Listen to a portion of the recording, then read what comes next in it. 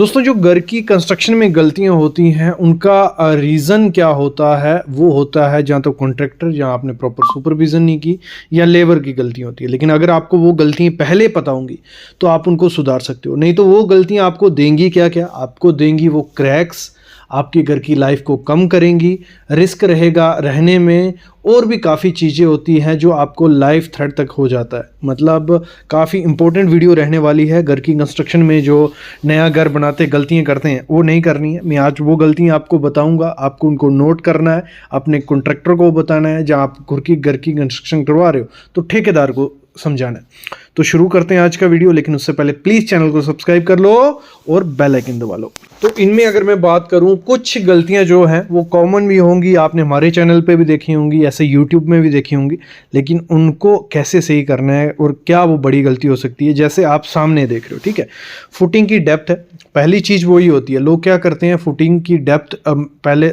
ध्यान नहीं देते हैं। मतलब उनका प्लान होता है कि डुप्लेक्स बनाना है, बस हम फुटिंग उतनी देंगे, और डुप्लेक्स के हिसाब से जहाँ तो कॉन्ट्रैक्टर से पूछ के वो डेप्थ देते हैं 3 से 4 फुट। ना मिट्टी की क्वालिटी देखते हैं ना कुछ। जोशी मठ के बारे में सुना ही हुआ, उत्तराखंड में जो अभी बुरी हालत हो रही है, क्रैक्स आ रहे हैं लोगों के घर में। तो ये वो रीज़न कुछ अलग है, लेकिन मैं इसलिए वो कर रहा हूँ, इसके साथ जोड़ रहा हूँ उस चीज़ को कि मतलब क्रैक्स काफ़ी ज़्यादा आ जाते हैं। सबसे पहले क्रैक्स ही आपको घर में दिखेंगे, उसके बाद काफ़ी चीज़ें बड़ा हादसा हो जाता है। तो जो फुटिंग की डेप्थ आपको देनी है वो प्रॉपर आपको प्लानिंग के साथ देनी है, फ्यूचर प्लानिंग के साथ देनी है कि आपको भले डिप्लेक्स बनाना है लेकिन एक स्टोरी एक्स्ट्रा लेके आपको फुटिंग की डेप्थ देनी है। क्योंकि जैसे जैसे हाइट बढ़ती जाती है, 1 2 3 4 स्टोरी, उतनी डेप्थ आपको उसकी नीचे देनी पड़ती है। सॉइल को भी देखना पड़ता है, लोड भी देखना पड़ता है। तो ये मत करिएगा कि उसने 3 से 4 फुट दी है फुटिंग की डेप्थ तो हम भी 3 से 4 दे देंगे। फुटिंग का साइज भी मैटर करता है। तो सबसे पहली चीज़ ही, अगर टांगें ही अच्छी नहीं होंगी तो ऊपर आदमी नहीं चल पाएगा। तो आपको जो फुटिंग देनी है वो प्रॉपर स्टील भी उसमें देखना है कि कितना स्टील डालना है।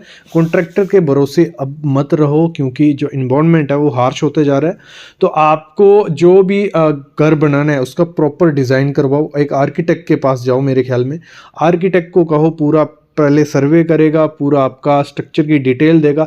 स्ट्रक्चर की डिटेल बहुत इंपॉर्टेंट चीज़ है। भले आप इंटीरियर डिज़ाइनर मत लो, भले आप एलिवेशन मत दो, लेकिन स्ट्रक्चर की डिटेल अगर प्रॉपर से नहीं दोगे तो फ्यूचर में जाके काफ़ी दिक्कतें आएंगी, क्रैक्स आएंगी, डैम्पनेस आएगी, घर गिर सकता है और लाइफ बहुत ज़्यादा कम हो सकती है। ठीक है, तो आपको फुटिंग की डेप्थ प्रॉपर तरीके से देनी ही देनी है। जैसे जैसे आगे बढ़े हम, तो हमने गलतियां देखी और ज़्यादा। यहाँ प्लिंथ बीम है, ठीक है, प्लिंथ बीम का आप स्टील देखो, जो स्टील मिट्टी में पड़ा हुआ है, ये तो गलत चीज़ है ही है। ये मिट्टी में दबा हुआ है, पत्थर ही पत्थर हैं, और ये गलत चीज़ है। मिट्टी के जो आपका स्टील रहेगा मिट्टी में तो नहीं रहना चाहिए, क्योंकि उसका जो लेयर है वो रिब्स ख़त्म हो जाएंगी। अगर वो 15-16 दिन उसमें रहेगा तो वो ख़राब होने लग पड़ेगा, डिटोरेट हो जाएगा। तो आपको कभी भी ये चीज़ नहीं करनी है। और जब जहां हम देखते हैं कि इसकी स्पेसिंग और इसका देखो डेवलपमेंट लेंथ ही नहीं है। जो एल होता है हमारे कॉलम के बीच सरिये का, वो है ही नहीं। और ये एल अगर नहीं दिए तो क्या काम है। मतलब कोई वो एक टाई करके तो रखेगा ही नहीं कॉलम, और बीम में कोई जॉइंट ही नहीं रहा, वो अलग अलग चीज़ हो गई। तो आपको क्या करना है, जो आपका मतलब एल होगा, डेवलपमेंट लेंथ होगी, वो देनी ही देनी है।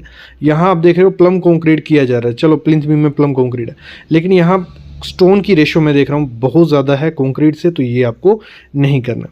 फिर यहाँ देखो डेवलपमेंट लेंथ नहीं है, और लैप एक ही जगह पे आप देख रहे हो, एक ही जगह पे 6 के 6 सरियों का लैप दिया है। और लैप इस तरीके से दिया है कि बस सरिया मतलब कॉलम तक पहुंचाना है किसी तरीके से, और वही यहीं किया गया है। और मेरे ख्याल में ये बहुत बड़ी गलती होती है कि मतलब आपको एक तो एल नहीं दे रहे हो, दूसरा लैप इस तरीके से दे रहे हो कि बस नाम का लैप देना है, तो वो चीज़ ख़राब है। बाकी स्पेसिंग आप देखते हो, मतलब जो प्लिंथ बीम में स्पेसिंग दी हुई है वो भी प्रॉपर तरीके से स्पेसिंग नहीं दी है। तो प्रॉपर जब डिज़ाइन नहीं होगा, आप सुपरवाइज नहीं करोगे, कॉन्ट्रैक्टर के ऊपर छोड़ दोगे सब चीज़ें, तो ऐसा ही होता है, वो करेगा ऐसा। और क्योंकि उसको तो पैसा बचाना ही बचाना है।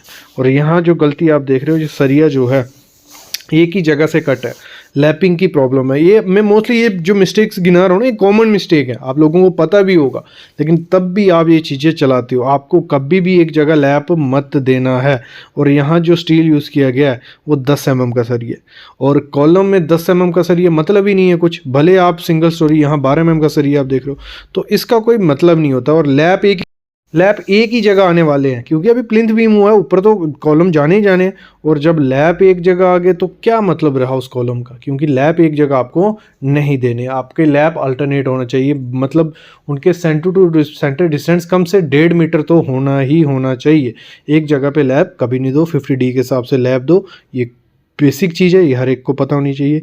और यहाँ हम देख रहे हैं कॉलम कहाँ है, बीम कहाँ है, उसका सरिया प्रॉपर से उसमें नहीं किया गया। ये कहाँ गलती होती है, ये होती है लेआउट में। अगर प्रॉपर से लेआउट नहीं किया हो तो आपका कॉलम इधर से उधर हो जाता है और बाद में जॉगल किया जाता है, मतलब पूरे बीम को मोड़ा जाता है। और यहाँ कहना यही होगा ठेकेदार के या कॉन्ट्रैक्टर का कि इस पे लोड नहीं है, प्लिंथ बीम है, प्लिंथ बीम का लोड तो डायरेक्ट डिस्ट्रीब्यूट हो रहा है, लेकिन कॉलम दे रहे हैं तो हमें प्रॉपर से जंक्शन उसका बनाना रहना होता है। तो ये जो गलती है ये मत करो, ऐसी गलतियां काफ़ी बड़े रिस्क क्रिएट कर सकती हैं घर की कंस्ट्रक्शन में। तो आपको जो भी प्रॉपर आपका जो कॉलम बीम है उनका प्रॉपर लेआउट करो, उनका प्रॉपर उससे लेवल करके उस चीज़ को आगे बढ़ाओ। देखो यहाँ क्या मिस्टेक है, यहाँ स्टेयर की, ठीक है, स्टेयर की कंस्ट्रक्शन की, आप देख रहे हो नीचे ईंटें चिपकी हुई हैं, ये क्या हुआ है, ये किया गई है शटरिंग, कच्ची शटरिंग, यहाँ प्लेट चिपकी हुई है। तो इसका क्या है, लेबर कॉस्ट, जो आपका ठेकेदार होगा उसने तो अपना टाइम बचा दिया, शटरिंग बचा दी, बस आप जब प्लास्टर करने के लिए कॉन्ट्रैक्टर हायर करोगे तो वो तो एक एक्स्ट्रा चार्जेस लेगा इसके, क्योंकि सब चीज़ उसको निकालनी रहेगी अलग से। और इसी में दूसरी गलती हम देख रहे हैं, डैम्पनेस आपको स्लैब में दिख रही होगी, थोड़ी थोड़ी डैम्पनेस आपको दिख रही है। ये क्या कारण है, अगर प्रॉपर से आप पूरी थिकनेस नहीं दोगे स्लैब की, अगर 6 इंच से कम होगी तब भी चांसेस रहते हैं, प्रॉपर से कंक्रीटिंग नहीं की तब भी चांसेस रहते हैं। और कुछ वॉइड्स अगर रह गए, कवर ब्लॉक प्रॉपर से नहीं हो या कवर ब्लॉक की जगह ईंटें यूज़ की हो, तो ऐसे होता है, मैंने बहुत जगह देखा कि ईंटें यूज़ करते हैं कंक्रीटिंग के दौरान स्लैब में, तो ऐसी स्लैब आपको डैम्पनेस दिखेगी, तो उसके लिए खर्चा बढ़ता है, फिर प्रॉपर स्लोप भी नहीं होती है, तो आपको उसके लिए दोबारा ऊपर एक लेयर डालनी पड़ती है या वाटर प्रूफिंग करवानी पड़ती है। जहाँ आप देख रहे हो बीम में कंडक्ट पाइप डाली गई है, कभी भी आपको कॉलम और बीम में, ये इलेक्ट्रिक वायर की पाइप है, कंडक्ट पाइप नहीं डालनी है, ये वॉइड क्रिएट करती है और फेलियर के चांसेस बढ़ा देती है। नेक्स्ट जो बेसिक गलती है वो लैपिंग एक जगह है, ये बहुत बड़ी मिस्टेक है। लैप दी ठीक है, अपनी जंक्शन में दी है, कॉलम और बीम का जंक्शन है, वहाँ लैप दी है, लेकिन 6 के 6 लैप एक जगह अगर आप दोगे तो उसका नतीजा क्या होता है, उसका नतीजा बाद में रिस्क बढ़ जाता है। जब अर्थक्वेक वगैरह आ रहा है, जब बिल्डिंग ओल्ड एज में पहुंचेगी तब फेलियर के चांसेस बढ़ जाते हैं। तो आपको ये कभी नहीं करना है, लैप एक जगह कभी नहीं देने। लैप जैसे मैंने कहा, भले वो कॉलम में लैप हो, भले वो बीम में लैप हो, वो आपके अल्टरनेटर होने, ये स्टैगर्ड होने चाहिए, आगे पीछे होने चाहिए। और कहाँ पे सही तरीके से लैप देते हैं, इस पर काफ़ी वीडियोज़ हैं, हमारे चैनल में 3-4 वीडियोज़ हैं, तो वो देखो कि लैप आपको कॉलम में, देखो टॉप में, बीम के टॉप में और बॉटम में अलग अलग जगह पे हमें लैप देने होते हैं, तो वो कौन सी बेस्ट पोजीशन होती है। तो आप जंक्शन में दे सकते हो, कुछ लैप आप जंक्शन में दे दो, कुछ आगे पीछे दे दो, बाकी हमें टेंशन और कंप्रेशन जोन देख के ही लैप देना रहता है। अगली जो मिस्टेक मैं देख रहा हूँ वो क्या है, वो है ये सामने आप कॉलम देख रहे हो, आपको कॉलम थोड़ा टिल्ट दिख रहा होगा, और ये क्या किया गया, एक लेयर जब कॉलम की भरी गई, ठीक है, दूसरी लेयर में उसका प्रॉपर से प्लम बॉब नहीं किया, प्रॉपर से शटरिंग नहीं की, और कॉलम वो थोड़ा टिल्ट हो गया। जब कॉलम टिल्ट हो गया, जब उस पर लोड आएगा तो फेलियर के चांसेस, जहाँ जॉइंट होते हैं ना वहाँ क्रैक्स आना स्टार्ट हो जाते हैं, और जब क्रैक आना स्टार्ट हो जाते हैं तो रिस्क बढ़ जाता है। तो आपको प्रॉपर से जो शटरिंग करनी है, जो टोपी बोलते हैं हम, पहले एक लेयर हमारी कॉलम की भर जाती है, ऊपर टोपी बोलते हैं उस चीज़ को। जब टोपी में मैंने देखा है काफ़ी ध्यान नहीं देते, उसी शटरिंग, नीचे वाली शटरिंग को ऊपर उठा देते हैं, लेकिन उसमें प्लम बॉब अगर हम नहीं करोगे तो वो टेढ़ा रह जाता है और आप इसमें काफ़ी चीज़ें ये खराब दिखती हैं। ठीक है, ये चीज़ आपको कभी नहीं करना है, प्रॉपर से उसकी कंक्रीटिंग करनी है। और ग्रेड का ध्यान जरूर रखना कि मैंने देखा है मोस्टली मेंशन नहीं होता है ग्रेड, जो नॉर्मल घर की कंस्ट्रक्शन रहती है कॉन्ट्रैक्टर कोई मेंशन ग्रेड नहीं करता, वो अपने हिसाब से फुटिंग में वही डालता है, प्लिंथ बीम में वो डालता है, स्लैब में, स्टेयर में, तो एक जैसा कंक्रीट करने का कोई फ़ायदा नहीं होता है। और जब सही तरीके से कंक्रीट नहीं करते तो ऐसे कुछ हनीकॉम निकलते हैं। इसमें तो देखो कब्ची कब्ची बार दिख रही है, ये ख़राब चीज़ है। अगर प्रॉपर से बायोरेटर यूज़ नहीं किया, प्रॉपर से कंक्रीट आपने नहीं बनाया, या पानी ज़्यादा डाल दिया, या शटरिंग प्रॉपर से नहीं, तो ऐसा हनीकॉम दिखता है। और हनीकॉम से क्या होता है, देखो ख़राब होती है वो चीज़, उसमें थोड़ा अभी ये इसको भर दो तो दिया जाएगा, प्लास्टर कर दिया जाएगा या कुछ कर दिया जाएगा, लेकिन ये उतना स्ट्रॉन्ग नहीं रहेगा। और फिर जब आपको फिलिंग करनी है, मतलब जो सैंड फिलिंग करते हैं, प्लिंथ बीम से हमेशा 6-7 इंच नीचे रखना, ऊपर जो पूरी राफ्ट डालना, जो ग्रेड स्लैब करते हैं वो करो, क्योंकि अगर प्लिंथ बीम के ऊपर मिट्टी होगी, वो ब्रिक से टच होगी तो डैम्पनेस बढ़ती है। यहाँ तो सामने आप देख रहे हो डीपीसी तक नहीं की गई है, तो अगर डीपीसी नहीं कर रहे हो तो ये ख़राब चीज़ है। डीपीसी आपको प्रॉपर करनी है। और प्लिंथ, देखो ये खेत में घर की कंस्ट्रक्शन हुई है और प्लिंथ लेवल कुछ ज़्यादा नहीं है, प्लिंथ आपको थोड़ा ज़्यादा रखना है। मतलब मैं कहूँगा आपका मिनिमम रोड से या खेत में आप कोई अप्रोक्स 3 फुट 2-2.5 फुट तो ऊपर रखो ही रखो, जितना ऊंचा रहेगा उतना सही रहेगा। और यहाँ क्या किया जा रहा है, मतलब ब्रिक वर्क और कॉलम कंस्ट्रक्शन साथ साथ में की जाएगी। सही प्रोसेस है, कोई नहीं है, बॉन्ड बनती है, लेकिन इसमें मेरे ख्याल में उतना कॉलम, देखो कॉलम को अगर अकेले कास्ट करोगे तो वो सही रहता है। जब दिक्कत उसमें एक रहती है कि ब्रिक और कॉलम की बॉन्ड नहीं बनती है, लेकिन उसको सही कर सकते हैं प्रॉपर से चिकन मैश यूज़ करके। लेकिन अगर ऐसे कॉलम की कास्टिंग हम करते हैं तो इसमें क्या होता है हमारा, इसमें प्रॉपर से क्यूरिंग नहीं होती है चीज़ की, और हनी कॉम मेरे ख्याल में रहता ही रहता है।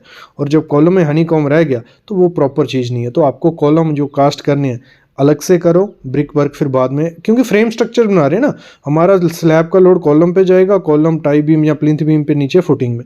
तो ये तरीका अगर कॉलम ब्रिक का ये एक लोग करते हैं यूज़ शटरिंग बचाने के लिए, टाइम बचाने के लिए, लेकिन इससे कंस्ट्रक्शन सही नहीं होती है मेरे ख्याल में।